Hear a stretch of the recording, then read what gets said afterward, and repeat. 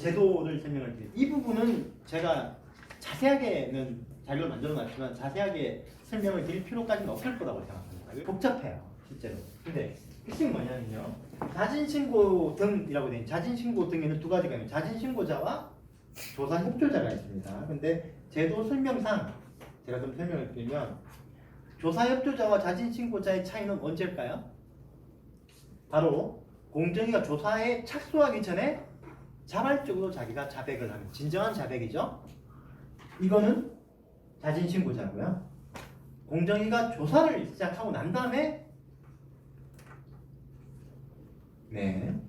쫄려가지고 되지는 경우죠. 그게 바로 자백을 하는 겁니다. 조사협조자입니다. 근데 한국의 대부분의 사건은 이년 사건은 뭘까요?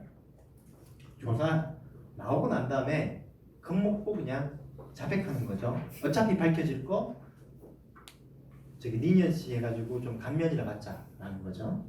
자진신고는 거의 역사상 없습니다.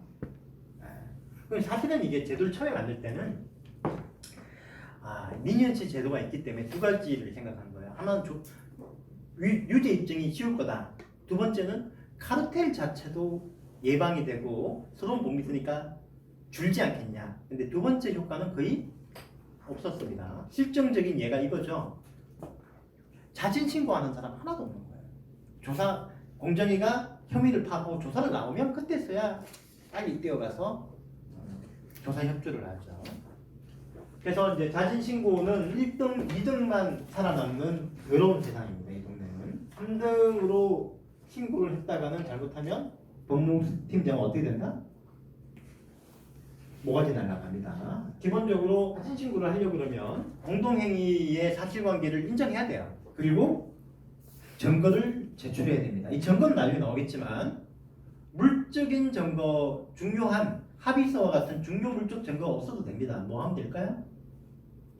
자백, 관련자들의 진술 조서와 이 조서를 입증력을 높일 수 있는 정황 증거만 됩니다. 정황 증거는 그냥 예를 들면 영수증이라든가 그 당시에 법인카드라든가 또는 회계처리라든가 이 정도만 하더라도 우리 법원에서는 진술 증거에 플러스 약간의 보강할 수 있는 보강 증거 조금만 있으면 증거로 가지고 딴지기는 일은 하지 말라는 게 우리 법원 태도거든요. 실제로 공정위도 지위를 부여할 때까지는 엄청나게 물적 증거를 가져가고 쪼아대지만 실제로 물적 증거가 부족했다는 걸로 자진신고 지위를 부여하지 않은 경우는 저는 본 적이 없습니다.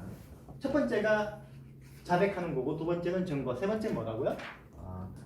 공동회의를 중단해야 됩니다. 중단하지 않으면 자진신고로 안 봐주죠. 중에 주요 산업 중에 독점인 데가 맞나요? 꽤 있죠? 어디가 있죠? 가전제품은 사실상 독점인가요? 수입 같은 게 미미하다고 하면 삼성하고 LG하고 그렇죠? 이런 데서는 두 개의 사업자가 부당 공동회의에 참여를 하고 그 중에 두 사업자 다 1등, 2등으로 신고하면 누구를 처벌하죠? 못하죠. 이런 경우에는 1등만 면제해주고 2등은 안 받아주는 거죠. 그 다음에 1순위 자진신고를 한 사람이 한으로부터 2년이 지나가지고 갑자기 뜬금없이 2순위가 들고 오는 경우도 이거는 너무 늦었더라고 안 받는 거죠. 요거 빼놓고는 2순위도 다 줍니다. 그래서 자진신고를 하면 1순위한테는 과징금을 면제해 주고요. 그 다음에 형사고발도 면제합니다. 형사고발을 안 하면 못하겠죠. 형사처분이 안 됩니다. 전속고발제 하에서. 물론 검찰총장이 앞으로 근데 전속고발제가 폐지됐죠? 그리고 새로운 법에 따르면 신법에 따르면 그 경우에는 형사처벌도 안 하는 걸로 되어 있어요. 그래서 면제가 되고요. 2순위는 50%를 감경해줍니다. 과징금을. 그 다음에 고발은 면제해주고 그래서 고발을 71조에 따른 고발은 면제할 수 있다고 되어 있죠. 고발을 안 하면 형사처벌이 거의 안 된다고 보는 거죠. 제 설명이 핵심이 하나 빠졌어요. 민의실 누가 할까요? 공정거래법에서 주체는 누굽니까? 주된 주체? 법인 사업자입니다. 사업자는 실무적으로는 사업자 등록증만 있으면 개인이든 법인이든 다 되는 거죠. 이론적으로는 저는 사업자 등록증도 필요 없다고 보고 그냥 계속적 반복적 영업을 하면 사업자인데, 그런데 주로 법인이겠죠. 법인이 한테 공동행위를 하면 안 된다라고 의무를 부과하고 있는 게 공정거래법입니다. 근데 형사처벌은 어떨까요? 카르텔은 공정거래법 위반이죠. 형사처벌에서 주범은 누구죠? 형사에서? 네, 개인입니다. 맞습니다. 개인. 임직원이에요. 형사처벌은 원래 행위를 한 개인이 범죄를 저지른 거고 처벌이 되고, 법인 사업자는 양벌조항으로 처벌받는 겁니다. 근데 이제 우리 공정거래법은 어떻게 하고 있느냐? 공정거래법은 고발 제도가 있어서 그런지 개인은 거의 고발 안 하고요. 행위한 개인은 고발 안 하고 주로 사업자를 주로 고발하죠. 양벌조항으로 처벌받는 사람이만 고발돼서 처벌받는 이상한 상황이 생기는 거죠.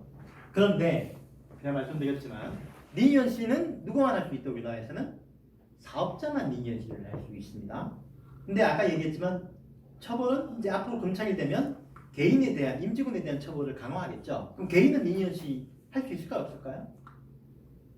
제도가 없습니다.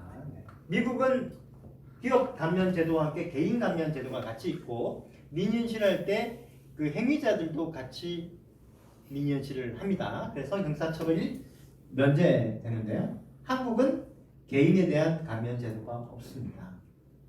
그러면 개인은 어떻게 해야 될까요?